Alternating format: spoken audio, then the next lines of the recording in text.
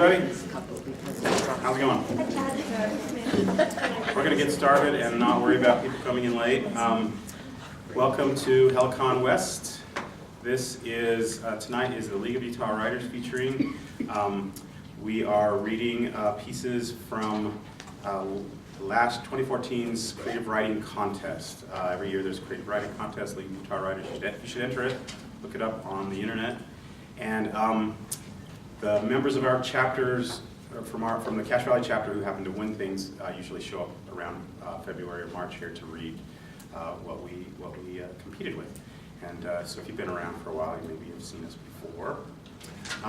Tonight we have Amanda, Felicia, Tim, Star batting for Isaac Tim, who is ill, and Emily Wheeler. So before we get started, we need to thank everybody who's responsible for providing this space for us and making this possible. Thank you, Star. Thank you,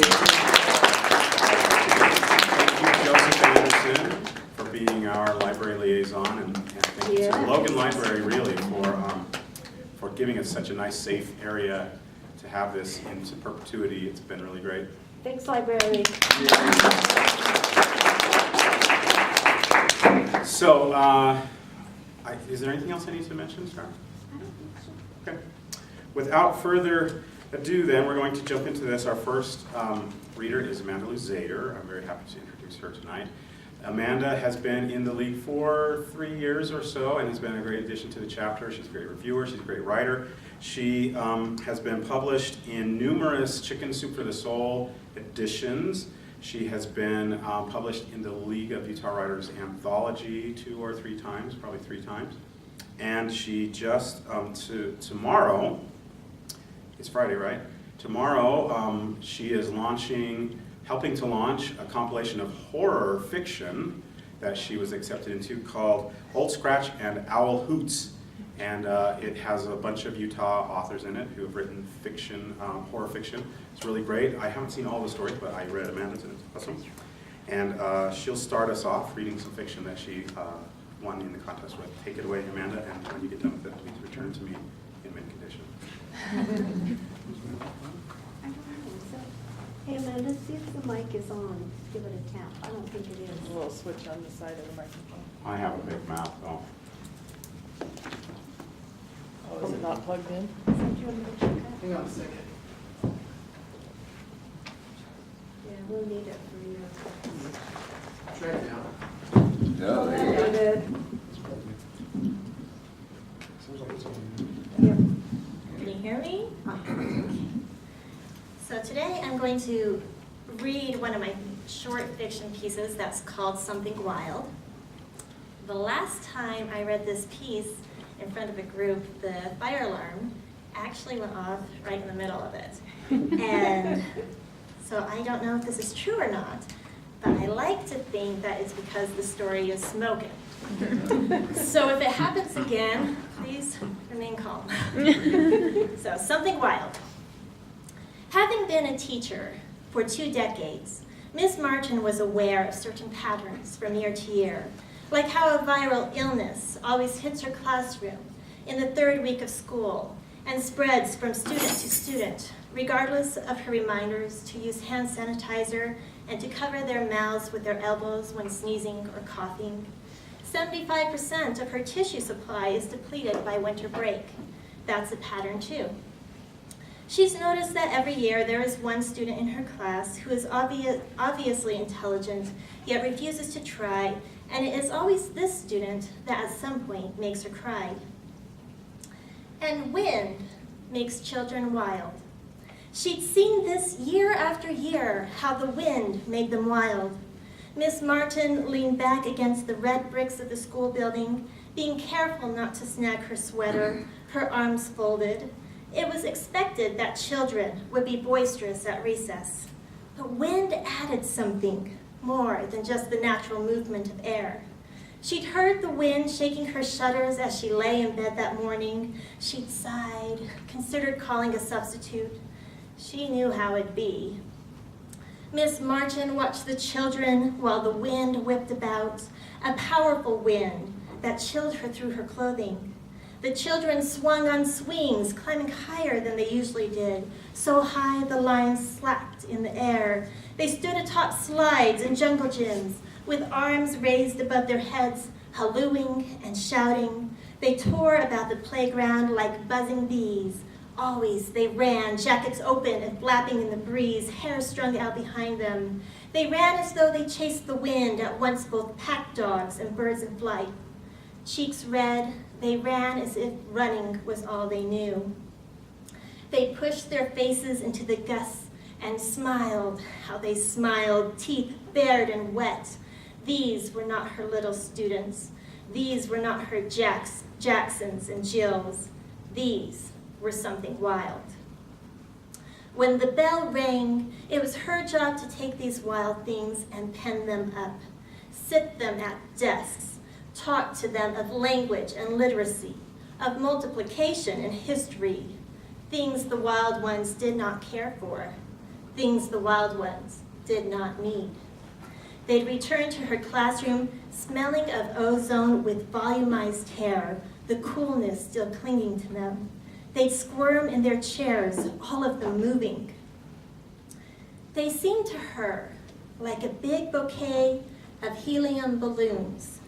She was their anchor, and if she didn't keep them grounded, they'd all just float away, following the wind to wherever it is wind goes. She had to hold on to them. This was her job. Miss Martin was not only accountable to herself or to her students.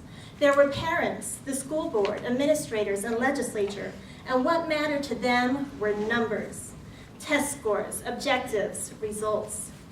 They didn't understand, or they didn't care, that the children changed when the wind breathed upon them.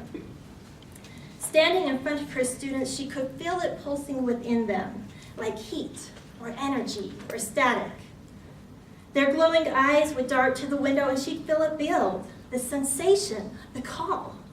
So this was her job, and what a difficult job it was to compete with the wind.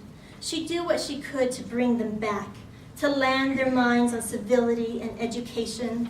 She called them each by name that day 10 times, 20, even went as far as standing in front of the window to put herself between the children and the wind so they couldn't see the leaves it waved at them, spoke loudly so they couldn't hear it whispering their names.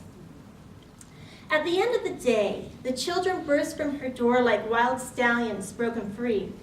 Miss Martin rubbed her neck, her aching shoulders, drank from the fountain a long time to soothe her throat. Oh, how she prayed for the wind to go away, to leave her sweet, innocent children alone, and how she longed to retire to her bed, to let the day be forgotten in sleep. But this was a Friday, and Miss Martin had a schedule. She bought her groceries on Fridays, and so despite her tender muscles and worn-out nerves, Miss Martin drove to the store because she had a schedule, because it was the responsible thing to do, and if Miss Martin was anything, she was responsible. She didn't bring a list, didn't need one. She bought the same items every week. Milk, always skim, cat food, bananas, high in potassium, other sundries, but never more than she could carry out on her own. Miss Martin pushed her cart to the return by the store's entrance, and as she went to pick up her bag, she heard a man's voice behind her. Lisa? She'd been Miss Martin for so long, even to her colleagues, that she didn't recognize it as her own name. Lisa Martin? She turned, and there he was, David Jameson. She hadn't seen him since the day she had ended things with him. How difficult it had been to break up with a man she still loved. Even now, more than 20 years later, it pinched deep inside. Within an hour of telling him it was over, she'd longed to take it back, but that was the weakness of the heart. It wasn't rational. It hadn't been a decision she'd made lightly either. It was through lots of thought she had determined that they just weren't right for each other, didn't make any sense for them to be together. So she had said goodbye. It was the responsible thing to do. She cut her phone cord so she couldn't call him, endured sleepless nights, And when, after several months with no appetite, she still found her days and nights consumed with thoughts of David Jameson, she picked a date to let him go. And after that day, if thoughts of David came to her, and they often did, then she'd find things to keep her busy. Miss Martin, who was a student then, volunteered for extra projects, took up running, studied Spanish, and she was very, very busy. It was the right choice, though. One glance told her that. Dickies pants, hardtop shoes, a button-up shirt with Dave embroidered in red floss on an oval patch, the darkness around his fingernails and settled into the lines of his knuckles, the tang of grease or oil. She remembered the waxy feel of his hands even after they were washed.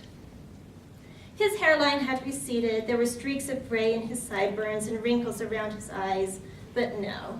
He hadn't changed, probably working in the same garage and hanging out with the same old friends.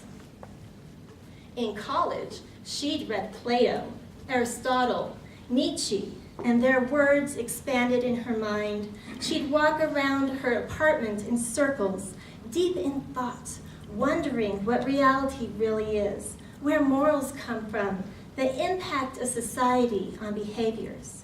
Sometimes she'd speak aloud, gesturing with her hands. "Who cares?" David had said one day. She'd forgotten he was there, looked and found him slouched on her couch. He raised a can to her.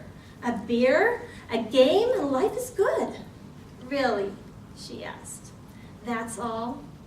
He looked at her blankly, blinked a couple times, then smiled goofily. "Well, and you, babe?" Yes, she'd been right to end things. Better to be alone than to be with the wrong man. And if David Jameson was anything, he was the wrong man. "It's been a long time," David said. "Yes, it has," said Miss Martin. "What have you been up to?" "Oh, you know, same old, same old. You married now?" She shook her head. "Yeah, me neither." He helped carry some of her bags and walked her to her car. She opened her trunk. They put the bags inside. "Gosh, it's good to see you," David said. "Hey, you know what we should do? We should go to that cafe on Center, get some coffee, catch up a little." Miss Martin knew it was time to say goodbye again, this time for good. She closed the trunk. "Look," she began. A sudden gust blew between them. The gal chased around Miss Martin like a whirlwind, undid her bun, flared her skirt, breathed into her skin. It danced around her, singing a secret song. When the wind finally eased, Lisa stepped back. Her hair loosed, eyes glistening, her blood injected with new energy. She laughed. And David laughed. "You were saying?" She tucked her hair behind her ear. The wind had moved elsewhere, but she could still hear it whispering the word it'd stolen from her. "Look, look, look." And Lisa looked at David with her wind-swept eyes and said, "Why, I'd love to, Dave." And together they followed the wind.